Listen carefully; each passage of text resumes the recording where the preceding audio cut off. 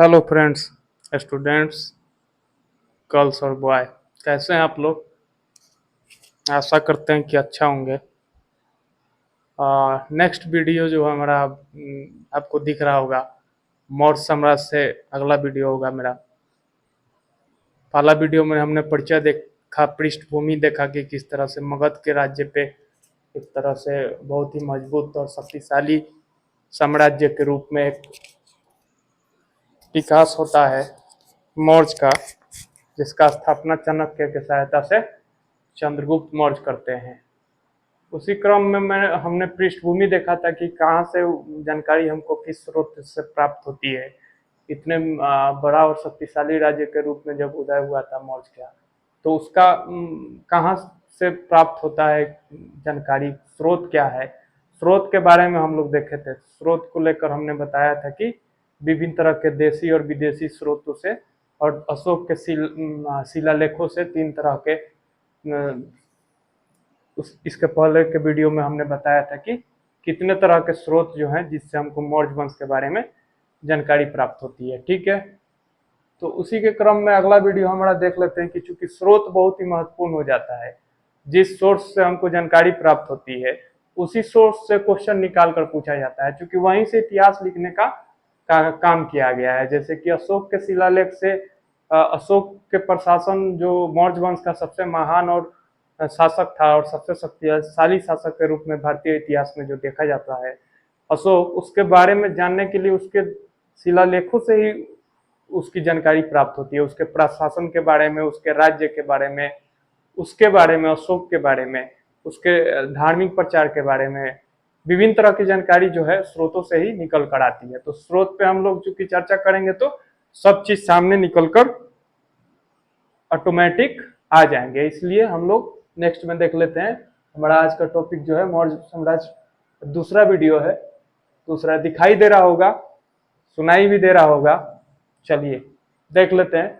महत्वपूर्ण विदेशी लेखक का स्रोत जो है, विदेशी हमने बताया था कि कुछ विदेशी जैसे कि बौद्ध धर्म, जैन धर्म का से भी हमको प्राप्त होता है मौर्य वंश के बारे में जानकारी। रुद्रादामन के जूनागढ़ अभिलेख से भी प्राप्त होता है हमें जानकारी। विशाख दत्त की मुद्रा राक्षस से, मेगास्थनीज की इंडिका से और चाणक्य के अर्थशास्त्र से, ये तो बता दिए थे। लेकिन विदेशी इतिहासकार जो उस समय समकालीन थे और विद्वान और दार्शनिक थे एक तरह से बोला जाए तो, और जो विदेशों में यूनान से उस समय संबंध चल रहा था, एक तरह से संबंध यूनान से सिकंदर का उस समय में आक्रमण हुआ था और पश्चिमोत्तर प्रांत पे यूनानी शासक सेलुकस निकोटर द्वारा शासन किया जा रहा था। तो एक संबंध स्थापित हो गया था पूरे भारतवर्ष और यूनान से। तो यूनान के दार्शनिक और इतिहासकार जो रहे उस समय समकालीन, जो कि ग्रीक दार्शनिक जिनको बोला जाता है और इतिहासकार बोला जाता है, उन्होंने भी मौर्य साम्राज्य के बारे में बताने की और इतिहास में लिखने की कोशिश की है। भारत के परिस्थिति, समकालीन परिस्थिति लिखने की कोशिश की है। तो उन इतिहासकारों के बारे में थोड़ा सा हम समझ लेते हैं कि क्या क्या वहां से आता है, क्योंकि वहां से भी क्वेश्चन बनाकर पूछा जाता है वो कौन इतिहासकार रहे, ग्रीक इतिहासकार या दार्शनिक कौन कौन रहे जो कि उस समय मौर्य साम्राज्य के बारे में सही रूप में जानकारी देते हैं। और उनके रचनाओं से पता चलता है कि भारत के इतिहास में एक मजबूत शासन के क्रम में मौर्यों का उत्थान हुआ था मगध पे। तो उसमें एक पहला यूनानी इतिहासकार, बहुत ही बड़े इतिहासकार माने जाते हैं, एक नंबर में देख लेते हैं। यहाँ से स्टार्ट करते हैं। स्ट्रेबो थे, स्ट्रेबो, इनका नाम आप लोग पढ़े होंगे, स्ट्रेबो। स्टारबो जिन जो थे वो 64 बीसी के आसपास या 19 एडी में, इनका 64 बीसी में जन्म हुआ था, 19 एडी में ये मरे थे। ये स्ट्राबो थे, ये ग्रीक फिलोसफर थे, बहुत ही बड़ा, जिन्होंने मतलब बताया है, इन्होंने एक पुस्तक लिखा है जियोग्राफिका करके, जियोग्राफिका इनका एक बहुत ही महान कृति माना जाता है, जियोग्राफिका, जियोग्राफिका। ठीक है, ये बहुत ही खंडों में अलग अलग बुकों का एक संग्रह है जियोग्राफी का, आपको पढ़ने को मिलेगा। स्ट्रेबो द्वारा लिखा गया था। और सेलुकस, और इसमें इसी कृति के अंतर्गत बताया गया है कि सेलुकस और सिकंदर के बीच में एक बाद में युद्ध हुआ था, क्योंकि पश्चिमोत्तर प्रांत पे तो सेलुकस एक चीज और समझ लेते हैं कि जब सिंध के प्रांत पे पश्चिमोत्तर भारत के प्रांत पे जब सेलुकस शासन कर रहा था, तो उस समय उसने फिर सोचा कि भारत के अंदर के क्षेत्र में आक्रमण करके सिकंदर की तरह ही एक फिर से विजय किया जाए और अपना क्षेत्र का विस्तार किया जाए। तो भारत के तरफ अभियान करता है, और उस समय चंद्रगुप्त मौर्य जो था मगध का शासक था, जो कि बहुत ही मजबूत शासक के रूप में जाना जाता था और पूरे भारतवर्ष भारतीय उपमहाद्वीप को एक संगठित राज्य के रूप में उदय किया था। तो उसके लिए एक चुनौती देता है सेलुकस और अंदर आता है भारतीय क्षेत्र में। यहाँ एक उसके साथ लड़ाई होती है चंद्रगुप्त मौर्य के साथ, और लड़ाई में सेलुकस हार जाता है, ये बाद में हम लोग देखेंगे इसके बारे में। और सेलुकस हार जाता है और एक संधि समझौता किया जाता है चंद्रगुप्त मौर्य और सेलुकस के बीच में, सेलुकस निकोटर के बीच में।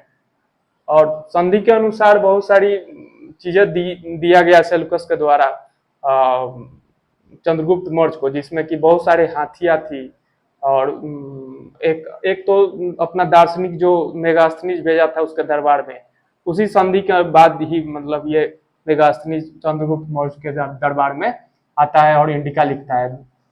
और बहुत सारी हाथियां दिया गया, बहुत सारी, और उसके जो 4 प्रांत थे, काबुल, कंधार और हेरात, जिसको बताया जाता है जो कि अफगानिस्तान के क्षेत्र में, वो भी मगध के क्षेत्र में आ गया संधि के अनुसार सेलुकस के बाद। और इसका एक बहन थी सेलुकस की, हेलेना बोला जाता है, उसका भी शादी हुआ चंद्रगुप्त मौर्य के साथ। तो ये वैवाहिक संबंध के बारे में जो जानकारी है स्ट्रैबो अपना ज्योग्राफी का पुस्तक से ही निकाल कर देता है। स्ट्रैबो बहुत ही महान दार्शनिक और इतिहासकार था, ग्रीक फिलोसफर था। और प्लिनी दूसरा नंबर में देख लेते हैं। प्लिनी इल्डर बोला जाता है इसको, प्रथम शताब्दी इसका काल रहा था, प्रथम शताब्दी का 75 ईस्वी के आसपास का जन्म हुआ था। तो इसका महत्वपूर्ण रचना जो है ये माना जाता है प्राकृतिक इतिहास, इसको इंग्लिश में बोला जाता है नेचुरल हिस्टोरी या natural Historica, natural Historica, Historica, ठीक है। ये माना जाता है प्लिनी की रचना है, और इसमें भी विभिन्न तरह के मौर्यों के बारे में जानकारी दिया गया है, ये आप याद रखिएगा। एरियन एक प्लिनी जो था ये रोम जो इटली रोमन साम्राज्य था उस समय में, ग्रीक जो था वो रोम के साम्राज्य में आता था, रोमन एम्पायर के अंदर आता था, वो नहीं जानना है, ये रोम का फिलोसफर था। एरियन था भी, ये भी यूनान का इतिहासकार था एरियन। ये भी मौर्य के बारे में इसने सिकंदर का भारत पर आक्रमण तथा भारत का भूगोल तथा सामाजिक जीवन के बारे में प्रकाश डाला है एरियन। तो ये नाम सब याद रखना होगा, चूंकि मौर्य से ही जुड़कर ये नाम निकल कर आता है विदेशी लेखकों का जो रचनाएं हुई हैं, जिससे हमको प्राप्त होता है कुछ कुछ जानकारी। एक प्लूटार्क थे, ये भी बहुत ही महत्वपूर्ण इतिहासकार रहे, बहुत ही विद्वान रहे। स्ट्रैबो के बारे में बोला जाता है कि ये घूम घूम कर पूरे विश्व का एक तरह से भ्रमण किया था, उसके बाद से अपना पुस्तक की रचना की थी, ठीक है। प्लूटार्क भी थे उसी तरह से, सिकंदर तथा भारत के समकालीन परिस्थितियों का वर्णन किया गया है। और इन्होंने जो चंद्रगुप्त मौर्य का जो मौर्य वंश स्थापना होता है, चंद्रगुप्त मौर्य का नाम जो है वो चंद्रगुप्त ना होकर इनकी रचनाओं में मुख्य रूप से सेंड्रोकोटस, आपको पहले बता चुके हैं, सेंड्रोकोटस, एंड्रोकोटस, एंड्रोकोटस, ये इस तरह से नाम दिया गया है, सेंड्रोकोटस, एंड्रोकोटस। चंद्रगुप्त मौर्य के बारे में लिखा गया है, उनका नाम सेंड्रोकोटस और एंड्रोकोटस यूनान के विभिन्न रचनाओं में देखने को मिलता है। जस्टिन भी थे उसी तरह से यूनान के दार्शनिक, मगध पर मौर्य सत्ता का स्थापना के बारे में लिखते हैं। ये भी यही भी मुख्य रूप से ग्रीक फिलोसफर और इतिहासकार रहे जो कि मौर्य के बारे में, मौर्य सत्ता के बारे में वर्णन करने का कोशिश किया है, और समकालीन रहे थे वो, ठीक है।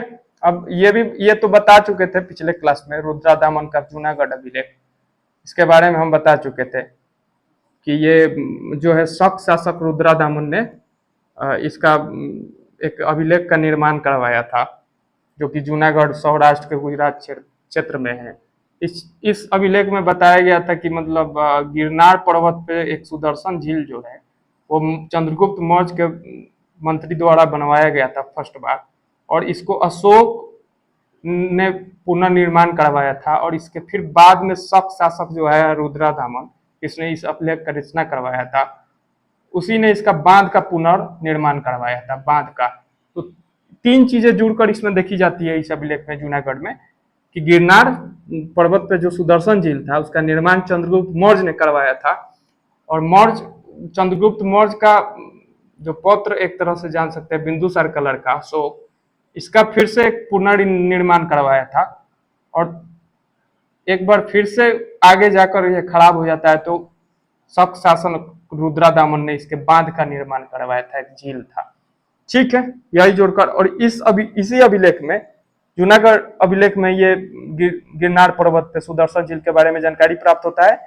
और इसी झील के अंतर्गत दो व्यक्तियों का, दो शासकों का नाम जो है उल्लेखित किया गया है, चंद्रगुप्त का और अशोक का, दोनों का नाम जूनागढ़ अभिलेख से मिलता है। ठीक है, सुदर्शन झील का निर्माण तथा अशोक का नाम भी यहाँ से प्राप्त होता है। ठीक है, 7 नंबर में विशाख दत्त के बारे में बता चुके थे हम, चंद्रगुप्त का प्रारंभिक जीवन के बारे में, मतलब शुरुआती जीवन के बारे में, किस तरह से प्रशिक्षण लेता है और किस जाति से और कहाँ से उत्पत्ति होता है चंद्रगुप्त के, इसके बारे में बताया गया है। चंद्रगुप्त को इसमें ब्रिसल नाम से पुकारा गया है, चंद्रगुप्त को इसमें ब्रिसल नाम से मुद्रा राक्षस में बताया गया है। यहाँ है सेंड्रोकोटस, यहाँ एंड्रोकोटस, नेचुरल हिस्टोरी का, और फिर से यहाँ ज्योग्राफी का और एरियन। बस ये चीज याद रखिएगा, यहाँ से 2 फैक्ट्स, और यहाँ से चंद्रगुप्त को एंड्रोकोटस बोला गया, और जूनागढ़ अभिलेख के बारे में जान समझ लीजिएगा, और एक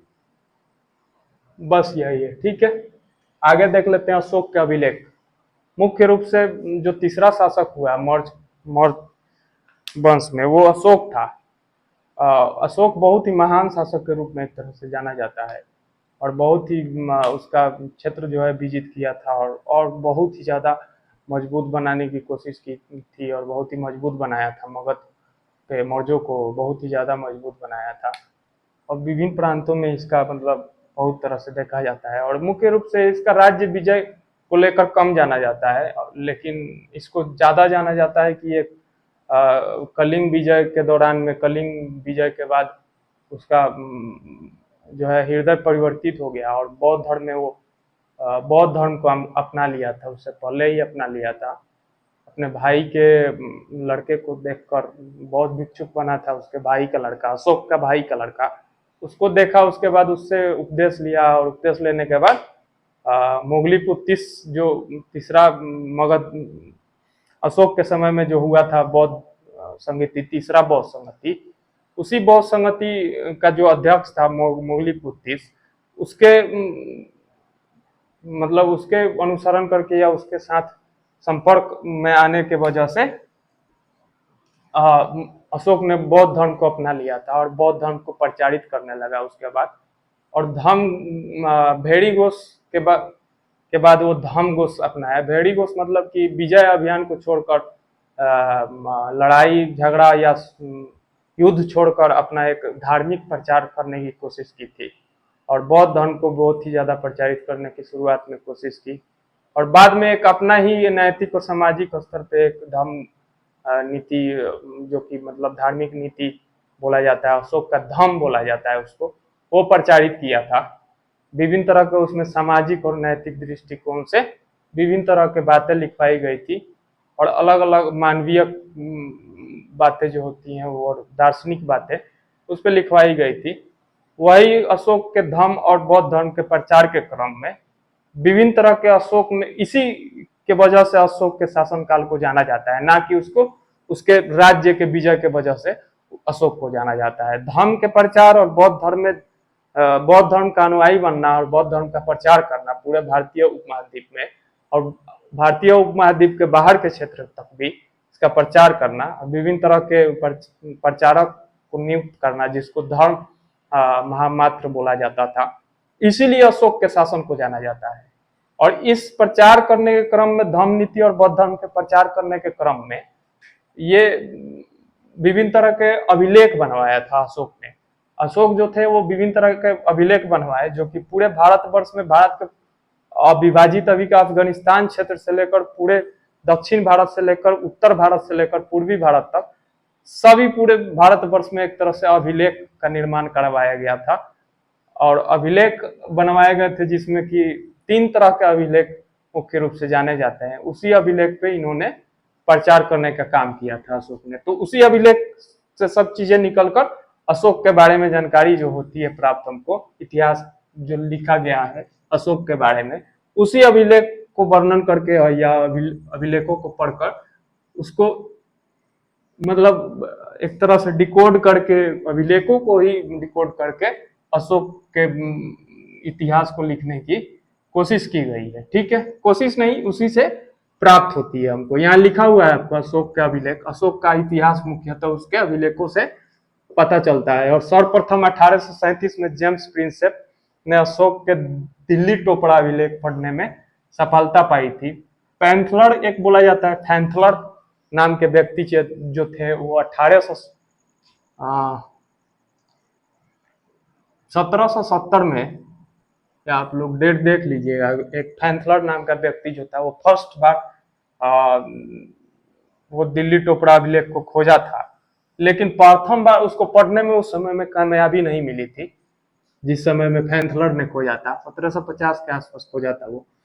उसके बाद फर्स्ट बार जो खोजा गया था और इसका उस पे जो अभिलेख लेख के रूप में खुदवाए गए थे, उसको पढ़ने का जो काम है वो फर्स्ट बार जेम्स प्रिंसेप नाम का व्यक्ति ने किया था। डिकोड करने का काम, उसको समझने का काम, उसके लेखों को, इसके शिलालेखों को, अभिलेखों को समझने का काम फर्स्ट बार 1837 में जेम्स प्रिंसेप ने अशोक के दिल्ली टोपड़ा, और दिल्ली टोपड़ा एक अभिलेख था, वो बाद में हम जानेंगे क्या होता है, पढ़ने में सफलता पाई थी। ये एक फैक्ट के रूप में याद रखिएगा कि फर्स्ट टाइम कौन पढ़ा था अशोक के अभिलेख को, और समझ कौन समझा था। ठीक है, अशोक के अभिलेखों को 3 भागों में बांटा गया है।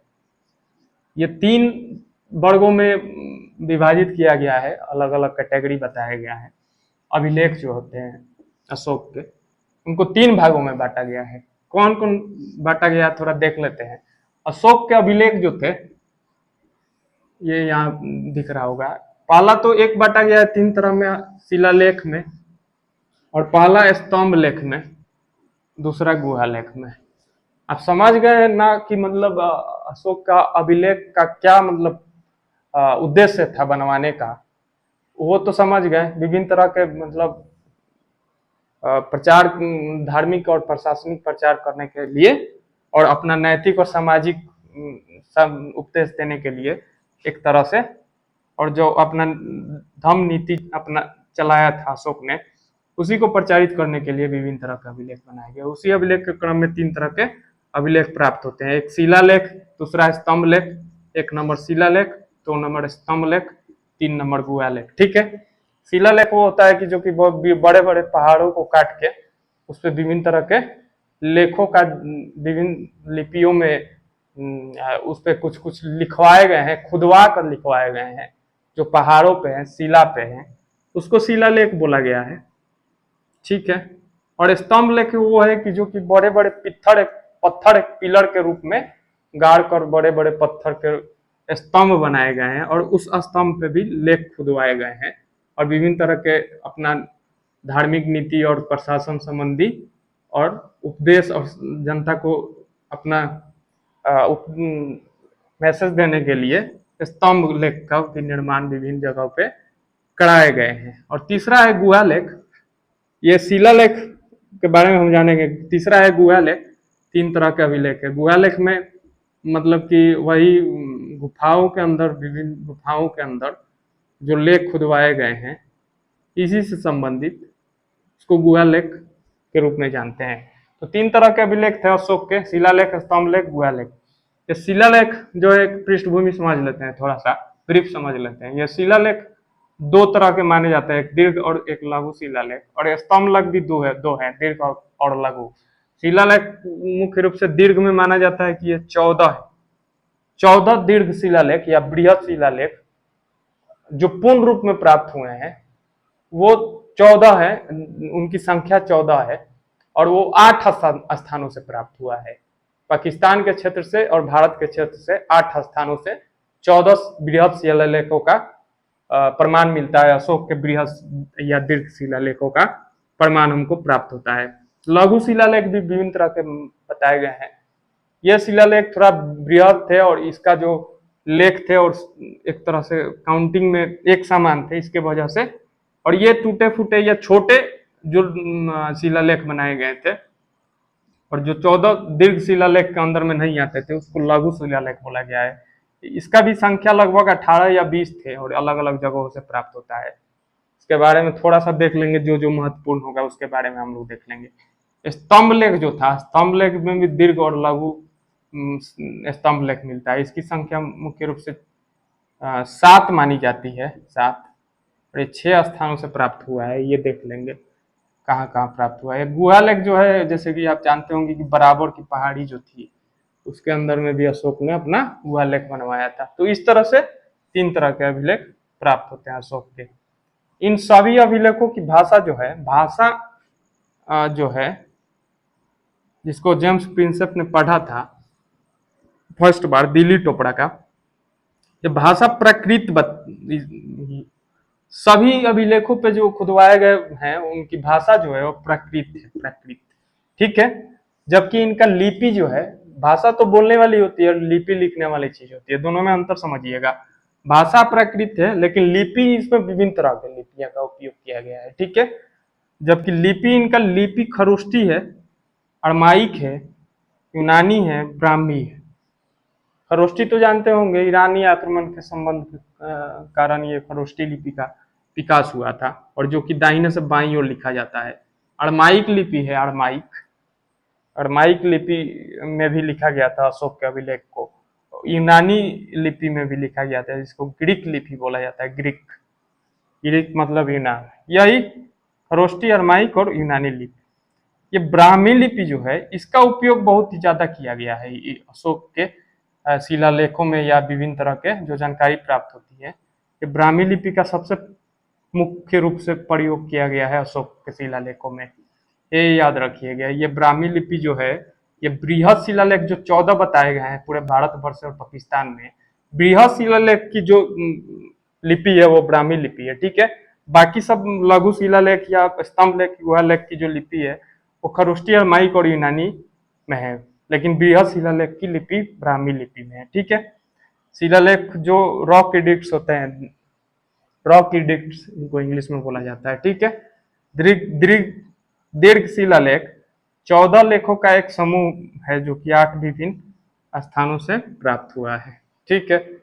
कौन कौन स्थान से प्राप्त हुआ है शिलालेख, ये थोड़ा सा देख लेते हैं। ठीक है। अशोक के दीर्घ शिलालेखों से प्रशासन और धर्म संबंधी बातों का, धर्म तो समझ गए ना, एक ब्रीफ समझ गए ना, बाद में हम लोग देखेंगे धर्म के बारे में कि धर्म प्रचार क्या था अशोक का। शाहबाजगढ़ी जो एक जगह है, देख लेते हैं कि 8 स्थान कौन कौन थे जहां से 14 शिलालेखों का वर्णन हमको मिलता है। अशोक के 14 शिलालेखों का वर्णन हमको मिलता है। ठीक है। यहाँ से क्वेश्चन पूछा जाता है। ये 8 जगहों से मिले हैं मुख्य रूप से। बृहद शिलालेख जो है ये बहुत ही प्रमुख हो जाते हैं और ये इनकी संख्या जो है 14 है। ये एक नंबर में शाहबाजगढ़ी, शाहबाजगढ़ी एक जगह है जो कि पेशावर पाकिस्तान के क्षेत्र में आता है। पेशावर तो जानते ही होंगे कि कहाँ है। पेशावर तो इंडिया में नहीं है हमको लग रहा है। 2 नंबर में मानसेहरा जो है, मानसेहरा पाकिस्तान के हजारा जिला में है। पाकिस्तान के हजारा जिला 2 मुख्य रूप से पाकिस्तान में प्राप्त हुए हैं, 2 स्थानों से अशोक के शिलालेख पाकिस्तान के क्षेत्र में, अभी वर्तमान के पाकिस्तान क्षेत्र में प्राप्त हुए हैं। शाहबाजगढ़ी और एक मानसेहरा, शाहबाजगढ़ी और मानसेहरा, एक पेशावर से एक हजारा डिस्ट्रिक्ट से। तीसरा नंबर में देखते हैं कालसी, कालसी भी एक प्राप्त हुआ है। कालसी, कालसी जो है वो उत्तराखंड के देहरादून में स्थित है। देहरादून में एक जगह है कालसी, यहाँ से भी अशोक के एक बृहद शिलालेख जिसको देवों का भूमि बोला जाता है और उत्तर के क्षेत्र में एक बृहद शिलालेख के रूप में इसको जाना जाता है, जो कि उत्तराखंड के राजधानी देहरादून में अवस्थित है कालसी। ठीक है। 4 नंबर में गिरनार, गुजरात के क्षेत्र में, सौराष्ट्र में, जूनागढ़। गिरनार में भी एक प्राप्त हुआ है इनका बृहद शिलालेख अशोक का। 5वां नंबर धौली है, धौली। चारों तरफ तक पूरे भारतवर्ष में इनका शिलालेख था। विभिन्न तरह के उपदेश दिए गए इसमें, धर्म से और सामाजिक नीति से संबंधित विभिन्न तरह के, हिंसा ना करना, लोगों के बीच में सामंजस्य बनाए रखना, मानवता का पालन करना, एक दूसरे को मदद करना, और किसी को बिना मतलब का ना सताया जाना, किसी को दबाया ना जाना, सबको बराबर समझना, इस तरह के उपदेश दिए गए थे उनके शिलालेखों में। जब उनका कलिंग विजय के बाद हृदय परिवर्तन होता है तो पूरे भारतवर्ष में एक प्रचारित करने के, बहुत ही जोरों शोरों से प्रचारित करने का काम करते हैं। ये उसी क्रम में अभिलेख बनाए गए थे, शिलालेख बनाए गए थे, ठीक है। और धौली जो है उड़ीसा पुरी में है, उड़ीसा पुरी में, उड़ीसा के पुरी में जानते ही होंगे पुरी कहाँ पे है, उड़ीसा में है। और जौगढ़ एक है, धौली उड़ीसा पुरी में, यहाँ से भी प्राप्त हुआ है। जौगढ़ उड़ीसा गंजाम जिला में, उड़ीसा से 2 जगह, धौली और जौगढ़, एक गंजाम से और एक पुरी से, ठीक है।